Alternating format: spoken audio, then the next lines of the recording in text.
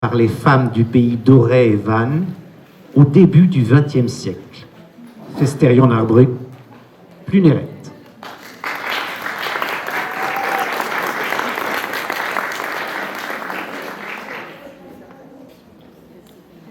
Un petit ajustement technique pour la mise en place des documents.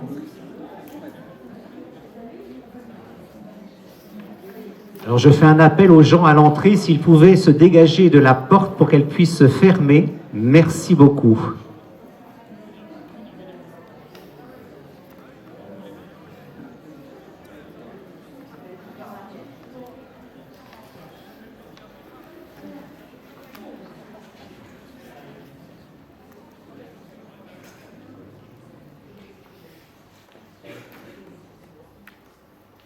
Vous avez remarqué que nous avions en force des groupes du pays ventais, signe de richesse et culturelle et de foison de groupes excellence dans ce terroir. On ne peut que les féliciter.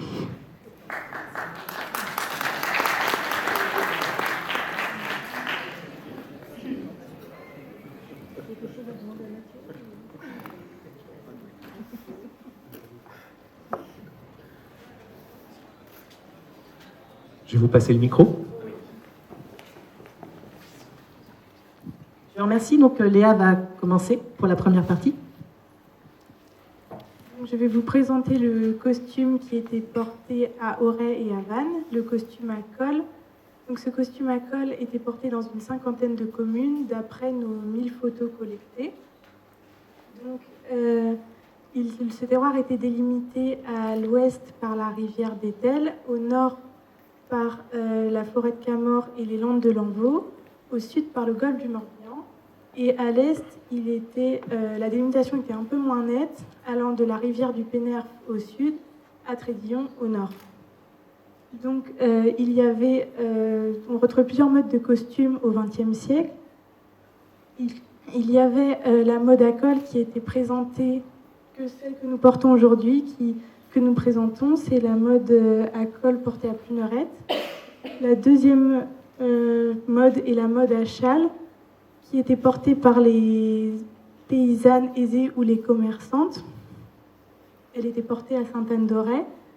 Il y a aussi la mode dite de Saint-Paterne, qui était portée dans la commune de Saint-Paterne et qui était portée aussi dans quelques communes limitrophes. La dernière mode est la mode des artisanes de Vannes portées dans le centre de la ville. Au début du XXe siècle, la mode à col était portée de 1870 à 1950. Donc la robe se compose d'une robe en soie en mérinos sur lesquelles il y a des bandes de velours qui sont ajoutées. Ces bandes de velours sont assez larges mais ne recouvrent pas l'intégralité de la robe. Il y a aussi une bande de velours dans le bas de la robe qui, elle, était mise que pour les familles aisées. Toutes les femmes n'avaient pas cette bande de velours en bas de la robe. Au niveau de l'échancrure de la robe, avant 1900, elle était assez droite, l'échancrure, et elle a commencé à se creuser et a continué à se creuser jusqu'en 1920. Au niveau du tablier, donc ils ne sont pas brodés. Le tablier est en soie ou en... Le tablier est en soie, en velours uni. Par la suite, on pouvait retrouver des tabliers à partir de 1910, des tabliers petits bouquets qui, eux, étaient brodés. Nous avons décidé de porter des tabliers brodés dans notre chorégraphie, qui sont de couleur bordeaux, mais ils ne sont pas présents aujourd'hui, mais voilà. Brochés. Les plus beaux tabliers étaient en soie moirée ou brochée. Il faut savoir que les mariés pouvaient porter des tabliers noirs et aussi des tabliers dans les teintes pastel. Et nous, du coup, nous portons des bordeaux.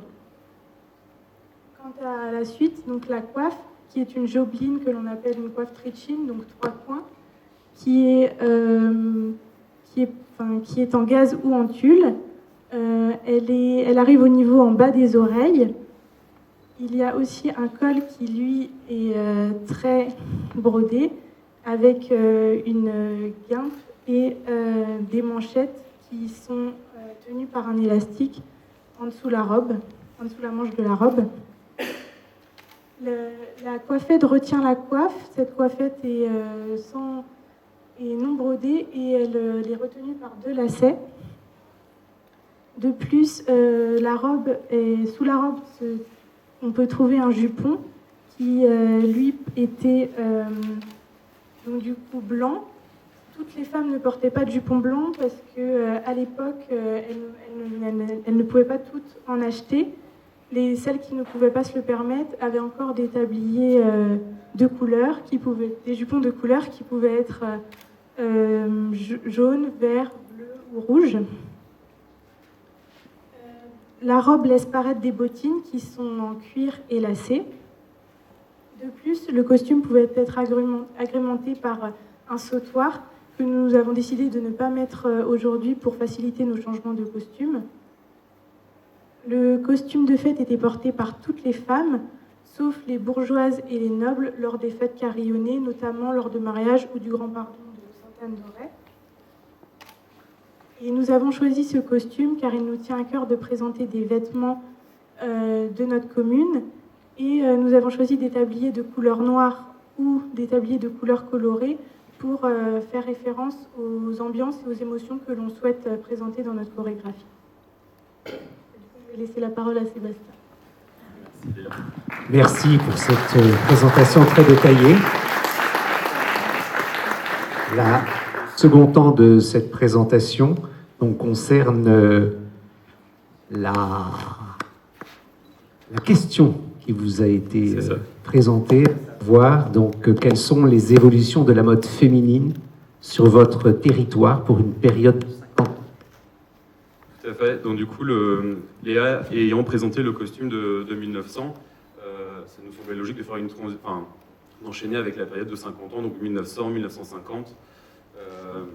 Au niveau de l'évolution du costume féminin à col sur notre territoire, on s'est basé sur environ 250 photos identifiées sur notre terroir, des photos de mariage.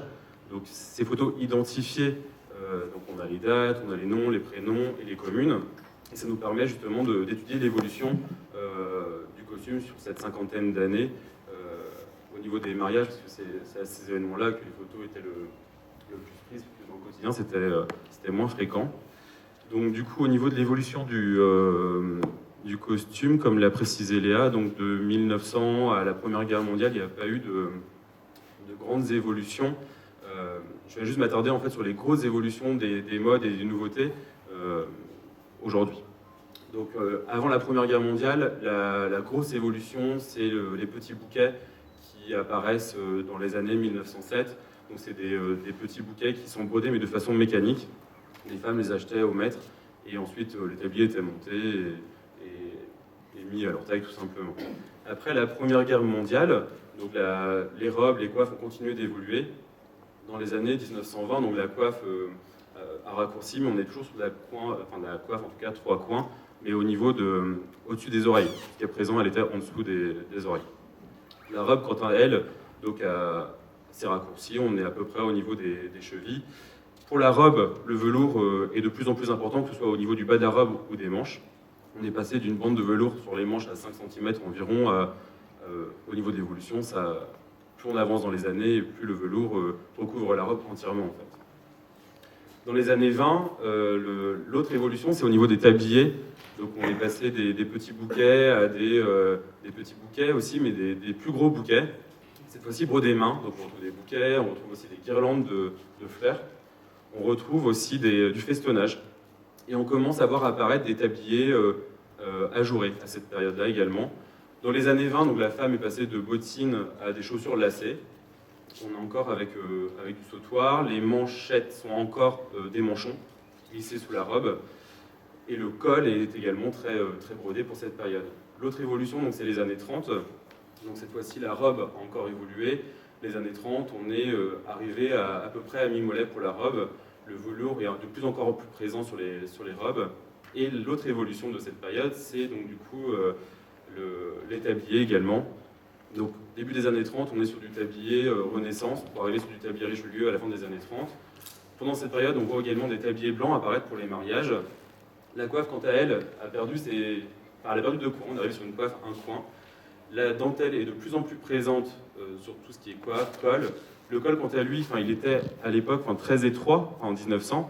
Arrivé dans les années 30, le col est moins étroit et beaucoup plus grand en tout cas. On voit apparaître les premières araignées avec le Richelieu, etc.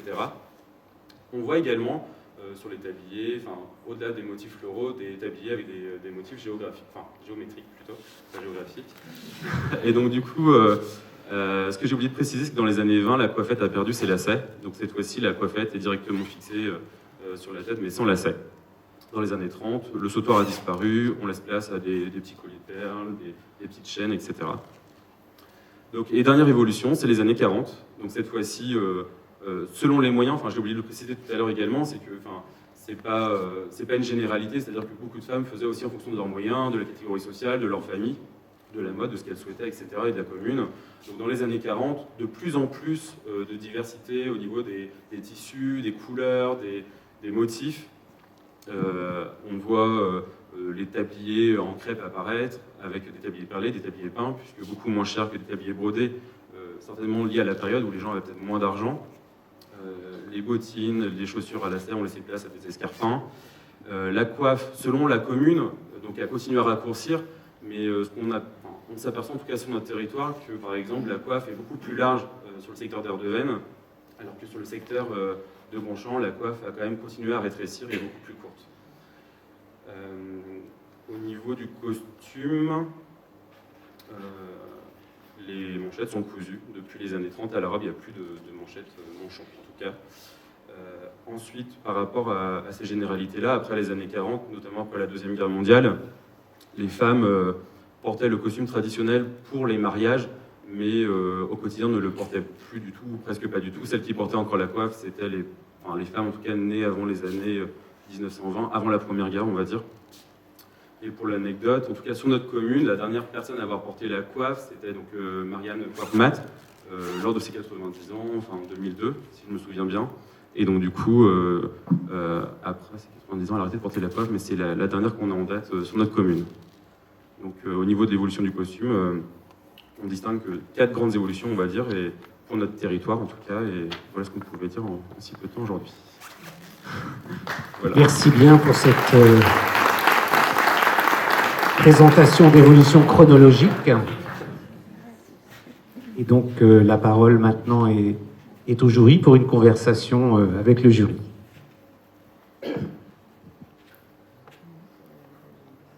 Est-ce que c'est possible de nous décrire le costume de ces messieurs, du coup? Parce qu'on a vu beaucoup le costume des femmes, mais... Pas de souci, avec plaisir. Donc aujourd'hui, on porte pour les hommes, pareil, donc un costume des années 1900, donc on peut appeler ça donc avant la Première Guerre mondiale. Tout simplement, ce sont donc les paysans qui portaient le costume breton. Les costumes donc typiquement bretons ont été arrêtés de porter dans le pays doré progressivement un peu après la Première Guerre mondiale. Donc aujourd'hui, on est situé avant la Première Guerre mondiale, entre 1900 et 1914. Et ce qu'on peut remarquer, c'est les hauts cols des vestes et des gilets de ces messieurs, qui sont typiquement du pays doré. Vous pouvez identifier un homme qui porte ce costume avec ce haut col, veste et gilet. Vous pouvez l'identifier vraiment certainement donc, en provenance du pays doré.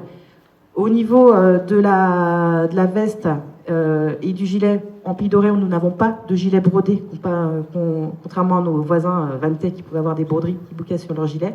Donc les gilets étaient faits en tissu qui était broché ou moiré, donc comme les tabliers des femmes. Ce sont la veste et le gilet sont portés donc sur une chemise donc à col avec, on pouvait trouver soit un nœud papillon ou un nœud croisé, 2 bandes de tissu qui sont croisées avec un bouton au milieu. C'est ce qu'on retrouve principalement sur les photos à cette époque-là. Les hommes portent également un pantalon rayé ou à carreaux. C'était donc au début du siècle, on trouvait encore des pantalons à pont et qui ont été remplacés progressivement par des pantalons à braguettes. Donc pareil, pour les hommes, pour les jours de fête, on pouvait trouver les femmes portaient des sautoirs, les hommes portaient des chaînes de montre, comme ces messieurs portent aujourd'hui. Et ce costume était évidemment porté avec le chapeau à guide avec des guides sans boucle. Donc sur les chapeaux du Pays Doré, il n'y a pas de boucle, que ce soit devant ou à l'arrière. Les bandes de velours sont directement cousues sur le chapeau de ces messieurs qui pouvaient être en topé notamment.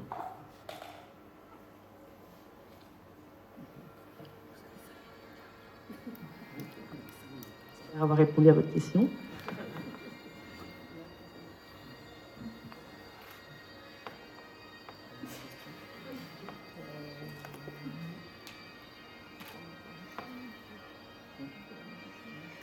Je vais juste me permettre de rajouter quelque chose. En fait, ce sont les costumes que l'on porte, ce sont vraiment des costumes reconstitués.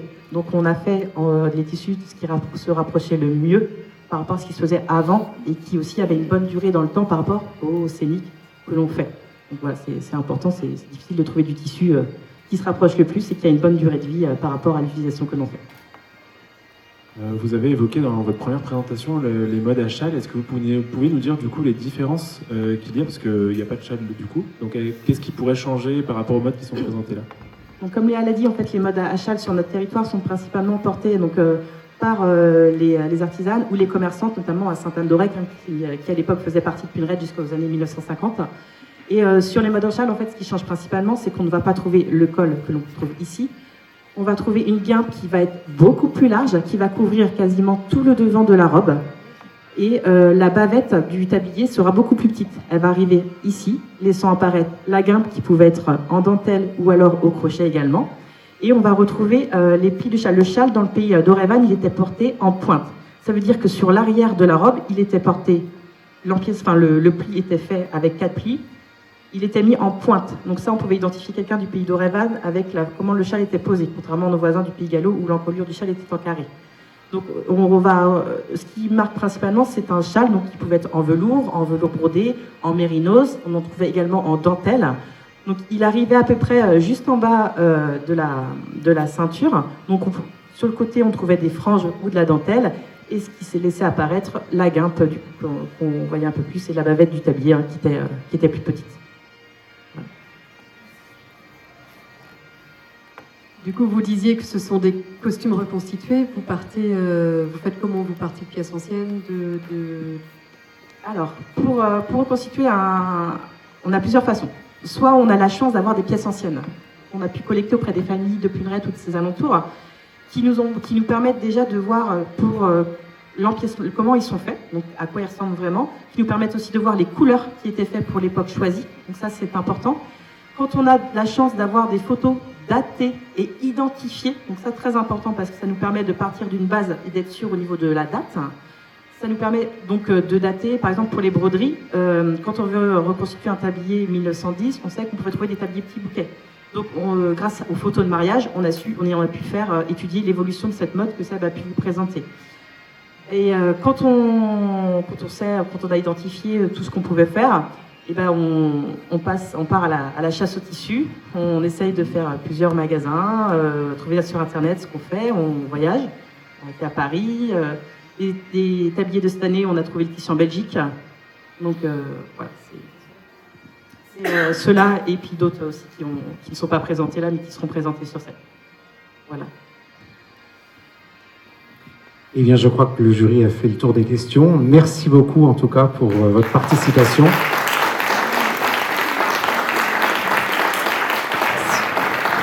Merci au cercle Festérion-Ardruc de Puneret.